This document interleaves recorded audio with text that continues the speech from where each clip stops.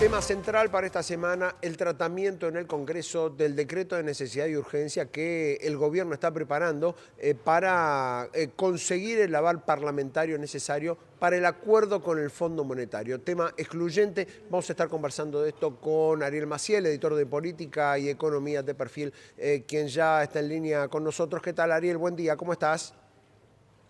Fernando, Mariano, muy buenos días. ¿Cómo andan? Y es una semana importante para el gobierno desde el punto de vista político, para su respaldo, para el respaldo a su proyecto económico. Es bastante llamativo, ¿no? Porque vamos a tener un DNU de un acuerdo que todavía no existe y que de algún modo lo que busca es sacar de lado digamos, no aprobar el proyecto, o por lo menos el acuerdo, sino sacar de lado la ley Guzmán, ¿no? Básicamente, el DNU que está preparando el gobierno, lo que está diciendo es esa ley que se dictó durante el gobierno de Alberto Fernández, cuando justamente Martín Guzmán era ministro de Economía, lo único que buscaba era un respaldo político a un plan económico que era el de su momento, el que tenía Guzmán. Nosotros lo contamos la semana pasada, Claro. un poco cuál había sido un poco el derrotero de aquella vez que el gobierno aprueba esta ley,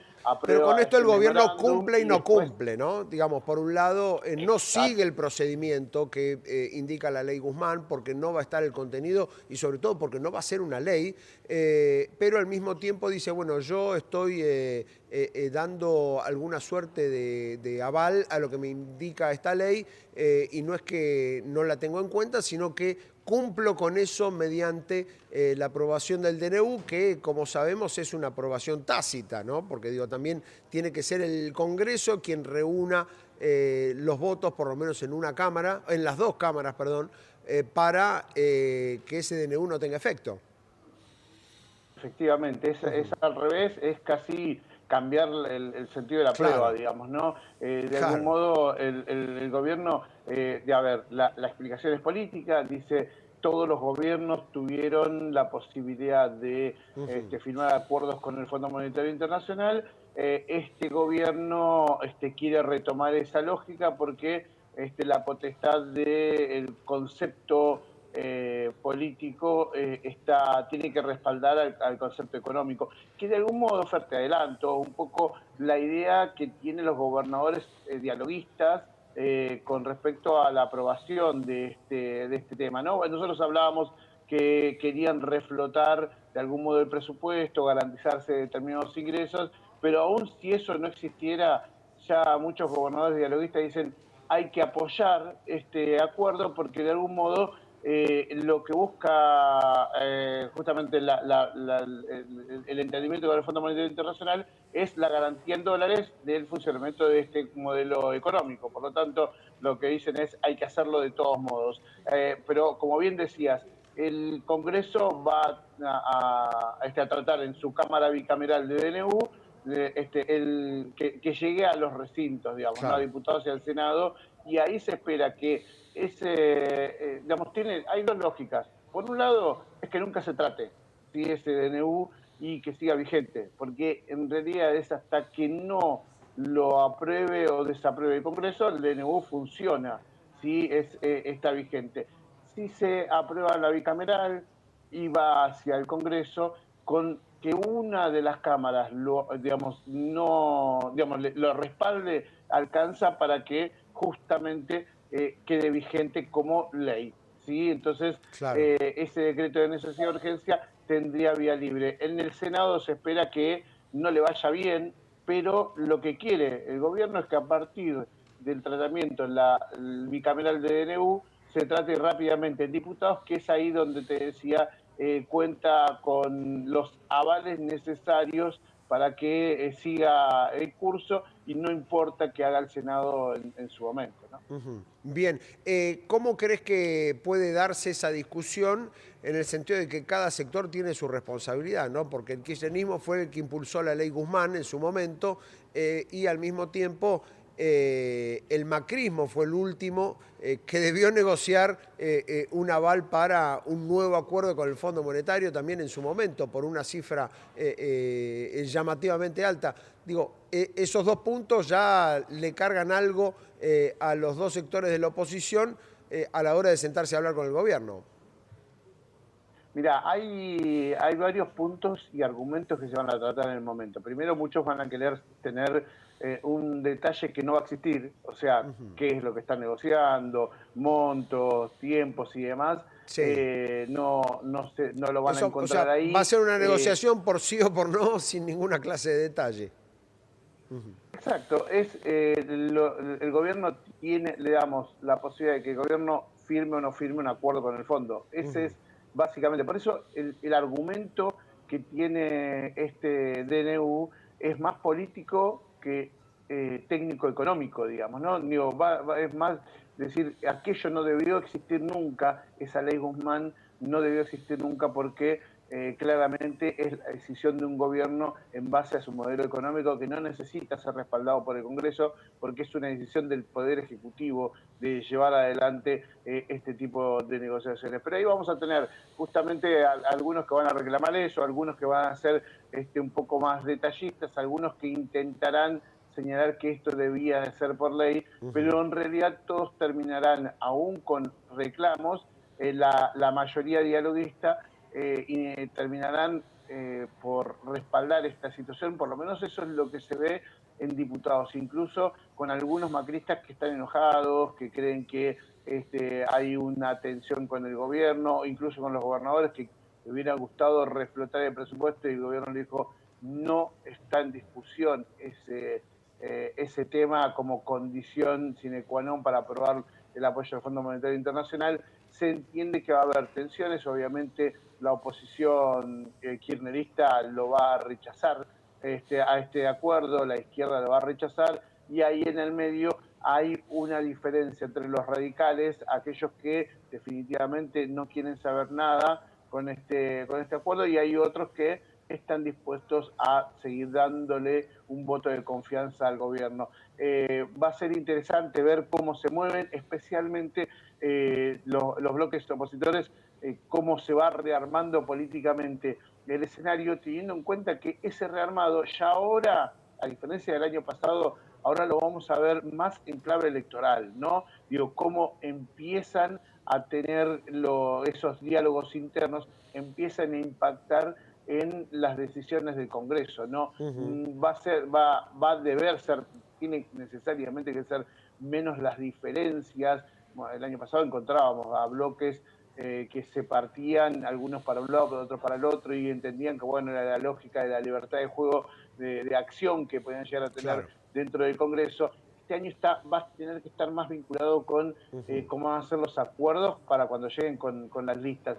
No se va a ver reflejado esto que te estoy diciendo ahora en el FMI, porque me parece que ahí es donde hay un poco más de pragmatismo, donde se va a cerrar, donde muchos van a decir, aunque no esté de acuerdo, yo le tengo que dar esa herramienta al gobierno porque es su plan de gobierno, es quien tiene que definir cómo lleva adelante justamente esta situación, y algunos críticos incluso de la ley Guzmán van a darle la derecha al gobierno en este sentido. El tema es el Senado, claro, ¿no? Lo que pueda llegar a pasar en el Senado y la oposición, cómo va a aprovechar la oposición todo esto de decir, ¿cómo puedo aprobar algo si no me dicen el monto, si no me dicen la tasa, si no me dicen los plazos? Necesitamos algún tipo de información. Sí, efectivamente, bueno, de hecho, ahí la postura de Cristina Kirchner en torno a el fin de semana, cuando publicó un mensaje en una red social en donde justamente señalaba eso, digamos, ¿no? Donde decía que esto de que no había más deuda porque se le compra al central, y hablaba, digamos, el Tesoro le recompra al central las letras, y hablaba de las condiciones que le pone el Fondo Monetario, de cómo es justamente la tasa, no se sabe cuánto va a ser el interés, si eso es conveniente o no es conveniente para la Argentina. Bueno, todo el mundo lo que quiere como a favor, es el efecto en el mercado, ¿no? Que Claro. este acuerdo, y cuanto más rápido esté aprobado, cuanto las señales pasen en el Fondo Monetario Internacional, un fondo que ya dijo que las cuestiones internas se resuelven internamente, que el fondo no está poniendo en foco esa situación, pero no deja de entender que el acuerdo político que tanto reclama también está vinculado con que no haya un reclamo judicial después por inconstitucional del acuerdo si es que no pasa por el Congreso, si tiene una obligación. Digo, hay como muchas situaciones que se van a ir, pero todo el mundo lo que piensa es necesitamos que le vaya bien al plan económico. Si el mercado le da la espalda, puede llegar a ser una situación realmente muy compleja. Por lo tanto, tiene que tener esa herramienta. Por ese lado viene el punto. Los argumentos en contra, como bien lo señalaba Mariano, está vinculado con los detalles que hacen que Claro. sea el Congreso corresponsable de un acuerdo al cual no tiene ningún tipo de detalle fino, porque ni siquiera el gobierno lo tiene. Digo, todavía no está cerrado técnicamente esto con el fondo, más allá de que el ministro Luis Caputo habló en estos días de que lo que falta es el acuerdo del BOARD, cuando si esto efectivamente, si tuviéramos un Staff Level Agreement, seguramente lo tendríamos entre nosotros, digamos, ¿no? Sí, de acuerdo a lo Estaría, que digo, pues dijo, generalmente claro, cuando... de acuerdo a lo que dijo durante el fin de semana, uno tendería a creer que el primer paso de toda la cadena, que sería el que vos decís, el Staff Level Agreement, digamos, el acuerdo con los técnicos del Fondo Monetario para el contenido del nuevo programa, eso debiera pasar ya, digamos, eso debiera darse a conocer Exacto. en las próximas horas. Pero bueno, veremos todavía qué es lo que pasa. No quiero dejar pasar, Ariel, el tema de los datos de la industria, porque hay datos nuevos, hay indicadores del mes de enero. Recordemos que ya el mes de enero comienza a compararse contra un mes de enero del año pasado muy bajo, con lo cual las cifras interanuales para toda la actividad económica comienzan a ser muy positivas de ahora en adelante porque se comparan contra el peor momento del ajuste, el del verano del año pasado, pero lo cierto es que frente al mes anterior las cifras no son buenas. Exactamente, a ver, enero ya el INDEC mostró el indicador manufacturero y tuvo una caída del 1,3%. Como bien señalás, hace unos días nada más una entidad, una de las cámaras que mide generalmente la actividad de las pymes, mostraba una recuperación interanual, pero una caída de febrero contra enero.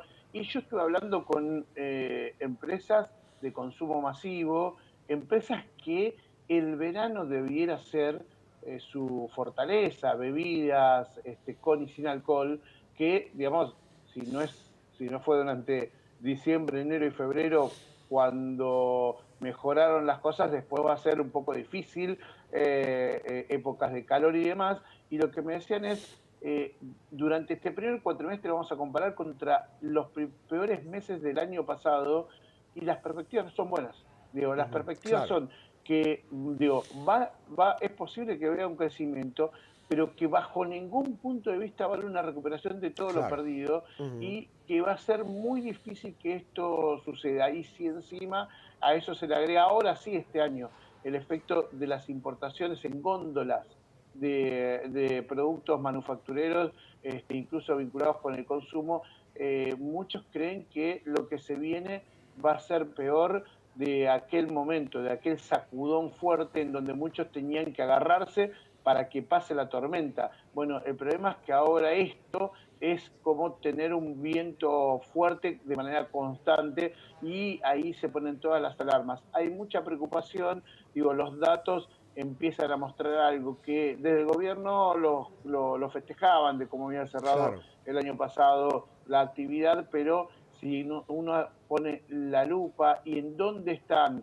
aquellos sectores que emplean mucho para las empresas, empieza a haber señales de qué van a hacer con su equipo, con su staff, con sus empleados de acá en más, si es que les sobra para producir lo que va a demandar el mercado porque en definitiva, justamente como decía Fer, de acá en más la comparación es contra parte mala, y si eso no se recupera, la verdad es que empieza a haber un escenario muy, pero muy complejo para la actividad manufacturera en Argentina. Bien, Mirá lo que está pasando, Fer, con la a industria de la ver, construcción, ¿no? Donde hoy el metro cuadrado de construcción está muy caro en la Argentina, y están empezando ya los tours de compras a China, desarrolladores que se van a comprar insumos a China un 30% más barato, cemento, pintura principalmente, con lo cual, claro, afecta a la industria nacional, ¿no? bien, está claro que, Bueno, bueno, todo ese mecanismo empieza a traer consecuencias, ¿no? Este dólar que tenemos empieza a traer consecuencias. efectivamente, y una de las preocupaciones más grandes de la actividad ya no es solamente la demanda de consumo, que Claro, pareciera establecerse en un piso bastante bajo, sino que cómo le suben los costos a la producción nacional. Y ahí claro, lo que decía Mariano, ¿no? De algún modo el abaratamiento de los insumos terminados de otros países, en donde nosotros lo habíamos anticipado, ¿te acordás? Allá por noviembre, diciembre del año pasado, cuando de China se importaban galpones enteros, claro. todos, para armar en Ujú. la Argentina. Bueno, de ahí en más, todo lo que fuera es competitivo, y mucho más en este contexto de guerra comercial que se ha abierto, se ha profundizado desde la llegada de la administración Trump a Estados Unidos. La verdad es que vamos a encontrar una competencia sumamente desleal contra una Argentina que productivamente está con malas condiciones externas y también las externas, porque lo que es la competitividad para el comercio exterior está muy lejos de Claro. darle beneficios a los productores argentinos. Muy bien, Ariel, muchas gracias. La seguimos mañana. Hasta mañana, nos vemos. Ariel Maciel, editor de Economía y Política de Perfil, con